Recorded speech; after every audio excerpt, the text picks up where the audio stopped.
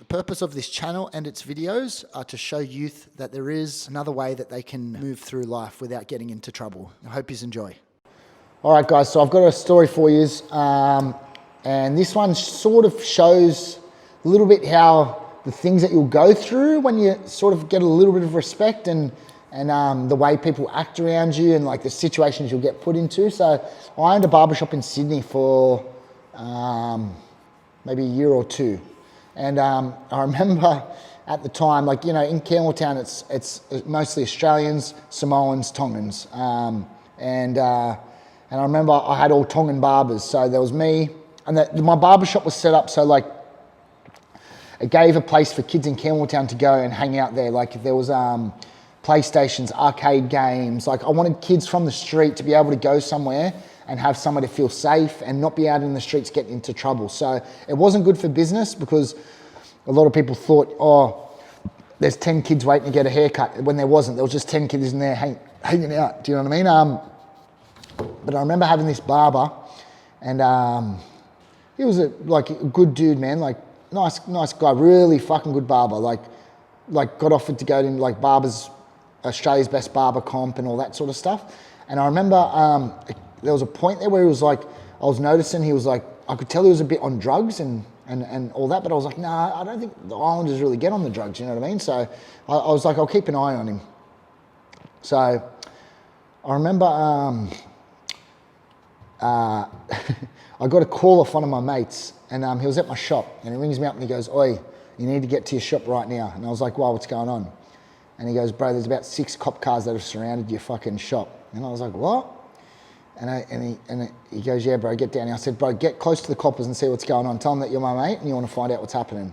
Mind you, like my barbershop was, I rented it off I was out of the club at this point, but I rented my barbershop off a guy in a different club. And it was in a rival's area, so it was surrounded by, so I didn't know what it was about. I thought, you know, people coming down there was word they were coming down to knock me or got shot up. I wouldn't have a clue, you know what I mean? But I've rocked up down to the shop, and my mate's rang me again, sorry, and he goes, are you nearly here? I said, yeah, bro, I'm on the way. He goes, coppers have left.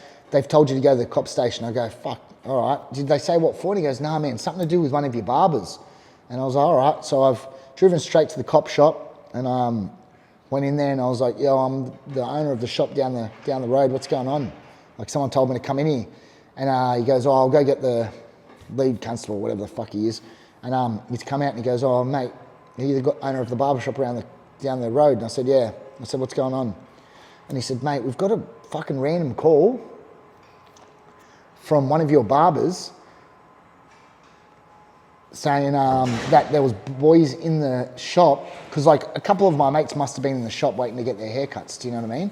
And the barber that was on the drugs must have been sketching out that much that he's walked out the front of the shop and made a call and said, listen, I fear for my life. There's guys in here that are about to kidnap me and murder me. So he thought that my mates have gone, like he thought that I knew that he was on the drugs and that I told the boys, like, listen, go there, grab him and like, you know, we'll do what we have to do. So he's gone out the front of the shop, the barbershop, called up the cop station, which is down the road, and said, I need as many police here as I can. They're about to kidnap me. They're about to kill me.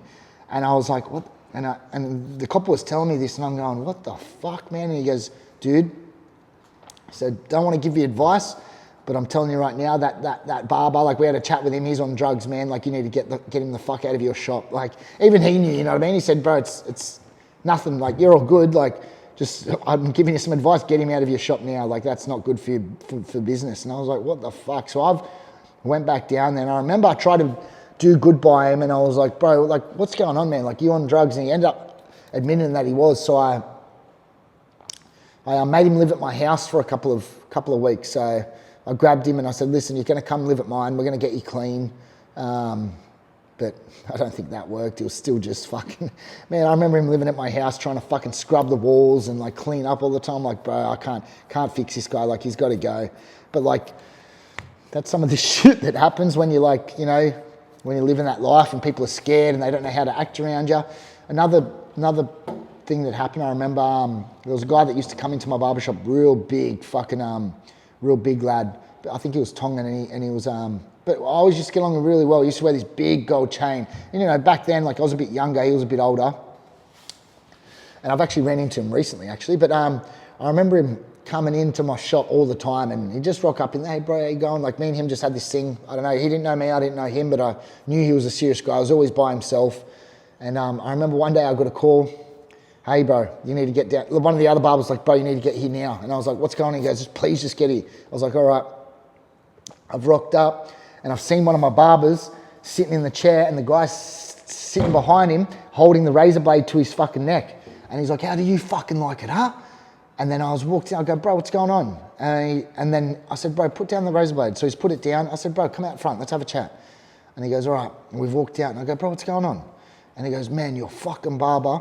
He's cut me twice, it was one of my new barbers. But he's gave him a cutthroat shave, and he's nicked him twice. And apparently after the first time, he's like, apparently the dude got the shits. And then the second time, he's just jumped up, grabbed him by the back of the neck. Like, this guy's huge as well. Grabbed him by the back of the neck, chucked him down in the seat and said, now I cut through you, you know what I mean? Now I get to fucking work, give you a couple of nicks. So I've rocked up down there and I said, bro, what can I do to fix this, you know what I mean? And he said, bro, let me sort out that bar. But I said, bro, I can't let that happen, you know what I mean? He's one of my workers, bro. Can't let that happen. So like, I said, listen, how about you come in here? Next 5 haircuts are on me. And he's like, done. Like, he's like, thanks for coming down. He goes, like, you know, that's what you get when you have a bit of mutual respect with someone. So that was a bit of a funny story as well. But yeah, that's the sort of stuff that you go through when you're in this sort of life, like sort of stuff like, you know, if you're a normal civilian, you don't really have to deal with that sort of stuff. But yeah,